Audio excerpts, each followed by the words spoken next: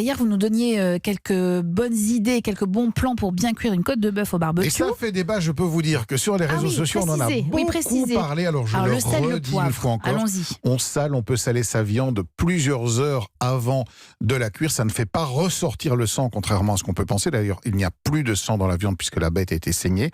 Et on a fait des essais avec des chefs en salant la viande 12 heures, parfois 6 heures, 3 heures, et on se rend compte qu'au plus la viande était salée tôt, au mieux le sel s'imprègne et au meilleur est la croûte finalement. Et en revanche, le poivre, une fois encore on le redit, le poivre brûle à 60 degrés et donc il perd ses arômes à partir du moment où il est mis sur le barbecue. Alors on voulait parler d'autres viandes, notamment celle-là. C'est la danse des canards qui en sortant de la main. C'est bien fait pour vous, ou encore celle-là.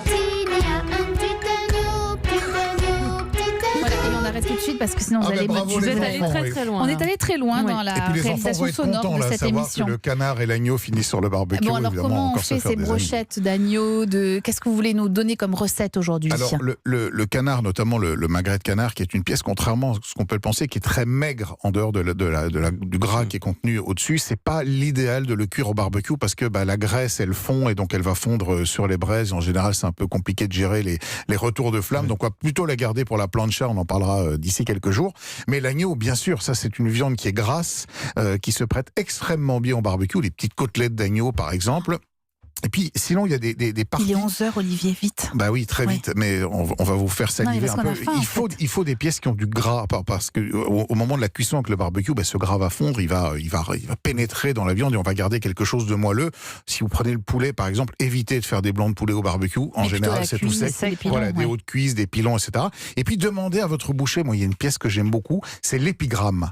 L'épigramme d'agneau ou l'épigramme de porc, c'est une pièce qui est contenue en dessous de l'animal, qui est très grasse, qui est très fine, et qui là pour le coup se cuit au barbecue aller-retour. C'est vraiment très rapide. 30 secondes de chaque côté, ça croustille tout de suite parce que le gras devient croustillant.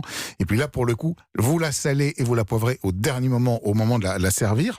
J'ai oublié de demander à Guillaume Musso s'il n'était pas végétarien. Je suis en train de réaliser. Au contraire, je salive. Et sinon, le travers, qui est une pièce qui est très abordable, du travers de porc, ça coûte autour de 10-11 € marché. C'est ce que les Américains font beaucoup, ils appellent les ribs. Ouais. Et donc là, vous les mangez avec les doigts. Et vous faites une petite marinade et régulièrement, pendant que le travers cuit et que vous le retournez, à chaque fois, vous passez avec votre pinceau. Voilà, et puis vous la réenduisez de cette marinade qui a deux vocations. Alors, elle va donner un petit peu de goût aussi, mais elle protège aussi la viande, notamment, vous savez que le barbecue, quand on en abuse, ça peut parfois être un tout petit peu toxique. Oui. Donc vous allez régulièrement, avec votre pinceau, venir la protéger en quelque sorte et la renourrir avec cette marinade que vous pourrez composer d'un petit peu d'huile d'olive, de citron, d'herbe, J'ai une petite recette soja et miel. Voilà, du soja, du miel. Là, on peut vraiment donner libre cours à son imagination et puis surtout faire plein de barbecues. Vous allez en faire, Guillaume? Ah oui, bien sûr.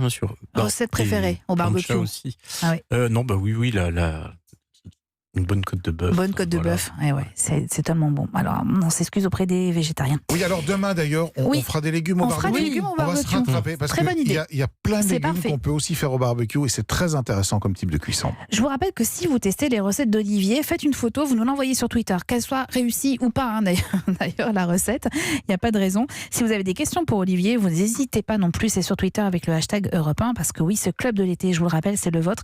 Merci infiniment Guillaume Musso d'être passé par le club de l'été. Votre dernier roman, La vie secrète des écrivains, publié chez Calman Levy, est évidemment disponible en librairie. C'est un thriller, mais aussi une réflexion sur le métier d'écrivain qui devrait ravir tous les auditeurs. Et à quand le prochain roman ? Il est en gestation. En gestation, mais ça veut dire pour l'année prochaine, sortie publication.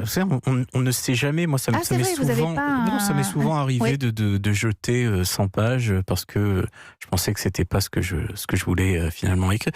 C'est l'incertitude de ce métier qui reste vraiment très artisanal. Olivier ? Clin d'œil à mon ami Guillaume, éleveur d'agneaux à Noyères en Bourgogne, qui me dit et l'agneau, bien sûr l'agneau au barbecue, c'est magnifique. Ah bah oui, pourquoi on n'a pas parlé de l'agneau tout à l'heure ? Je sais pas, il me dit et l'agneau. Je lui réponds tout de suite, bien sûr l'agneau au barbecue. Moi je vous dis, les vacances idéales, c'est la mer, le soleil, un transat, un très bon livre avec Guillaume Musso évidemment, et brochette partie le soir avec un verre d'eau. C'est vous qui venez les piquer ? Et c'est moi qui viens piquer les brochettes, il n'y a pas de souci. Et on ne revient pas sur le débat sur les saucisses saucisses et autres qu'on a eu déjà l'an dernier, vous y répondrez sur Twitter. On ne pique pas les saucisses, voilà, avant de les cuire. Donc le prochain roman, on attend. Merci beaucoup, Guillaume Musso. Bonnes vacances à Antibes, parce que je sais que vous allez descendre un peu dans le sud. Bonne piste à la Dière. Bonne piste à la Dière. Si vous croisez Jean-Paul Véziano au plein cœur du centre-ville d'Antibes. Lise Pressac et Olivier Pouls, on va se retrouver demain.